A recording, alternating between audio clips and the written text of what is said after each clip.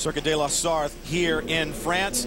You see one of Nigel Mansell's sons looking on, listening to the radio, trying to make sure that his father is okay after the crash he just sustained on the run down towards Indianapolis corner. Let's check in with Chris Neville on the ground. Well, Brian, you said that it looked like one of Nigel's sons is trying to listen on the radio and hear if everything is okay, and that's the problem. I just spoke with the team. They said they can't speak with Nigel right now. They say he's on the worst spot on the racetrack for radio communication. They're assuming that that is the issue, and that's why he's not responding. So hopefully everything is okay with Nigel, and he gets out of that car and can make his way back over here.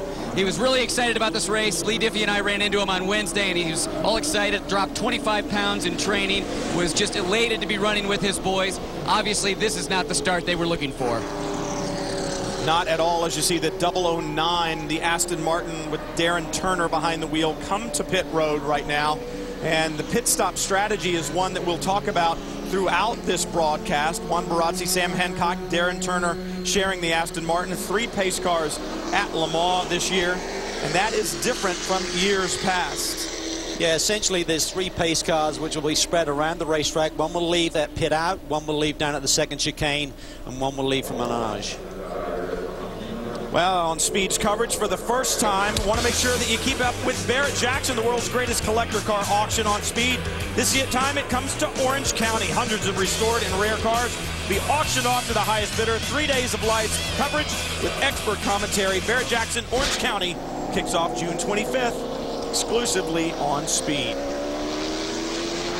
We talk about the 3 pace cars and the difference this year and how it'll affect pit stop strategy, Calvin. Give us some idea of how that'll work. Well, basically, as I mentioned briefly, you're going to have 3 pace cars, so you've got such a massive racetrack and a lot of race cars out there. They're going to leave from different spots. Pit lane, the second chicane, I misspoke, it's from Indianapolis, the third one. And basically, you have to go behind the pace cars. We see one of them right now. Now, when you come by the pits, pit lane is always open. So as soon as the yellows come out, unlike our sports car series here in the States, both the Rolex series and the American Le Mans series, you can pit at any time. However, you may not rejoin that same segment behind the same pace car. So you're going to have to wait for the next one to come around. Now, pace lap around here is about 6 to 7 minutes, so every segment of a pace car is over 2 minutes.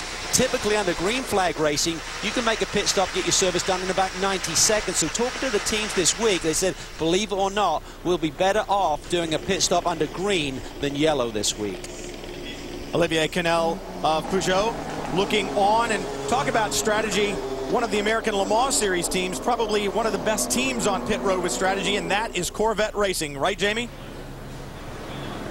That is right, Brian, but they also have a little bit of an advantage this year in GT2 compared to in previous years, and that's because this year the ACO has opened up the use of telemetry in the GT2 class. What does that mean? Well, that means that the car can now tell the crew everything that they need to know, and Corvette Racing built this car knowing that. They had that experience in GT1. The car actually has 200 sensors on it that they can send information back to the crew with, but here for the 24 Hours of Le Mans, they're keeping it simple. The only thing that they're monitoring, brake pressure, brake temperature, brake bias, temperature, pressure, all 4 tires of the car, cockpit temperature.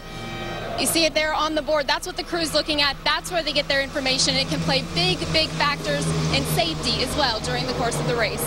All right, Dorsey, did you really want your team to ever know that much about what you were doing? You know, back in my day, it was beyond that even, because they could actually adjust the car from the pit lane. They don't allow that any longer, but they could actually read the telemetry and then turn down your RPM, or they could adjust things, mixture on the car while you're driving. I didn't like that because they could slow you up or speed you up. See one of the Michelin tire tech engineers out on pit road measuring track temperature, ambient temperature.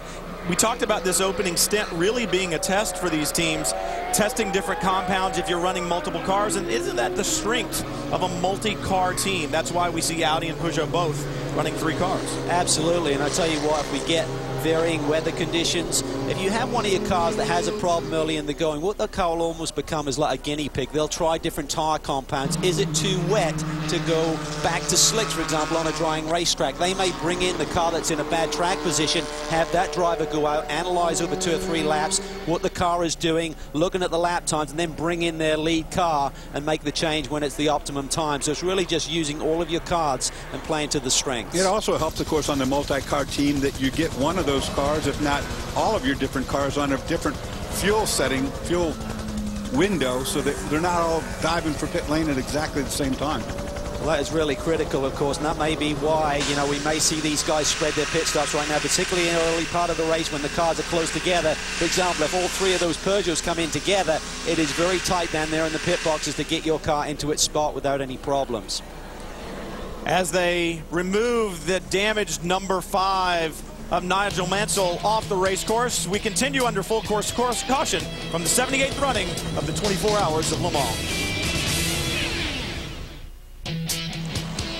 Pedro Lamy continues to lead the 78th running of the 24 Hours of Le Mans in his Peugeot. A lot of folks at home might have been expecting cars to pit under this first full course caution, but just 5 laps in, there are the pit windows for the different class cars out there. So perhaps strategy just not working quite right now. Justin? Well, who knows what their strategy is, because these are very clever guys who have actually planned for every contingency. So I know as soon as the yellow, full course yellow came out, everyone huddled a little and then settled down. So I imagine that you're going to see something, all chaos break out in the next 15-20 minutes. But that's why I wanted to show you what actually happens down in our office for the next 23.5 hours. And that is, this is obviously the pit lane. This is like, for example, the Peugeot pit, so you can see the Simon Pagenaud number 3 car. But just look.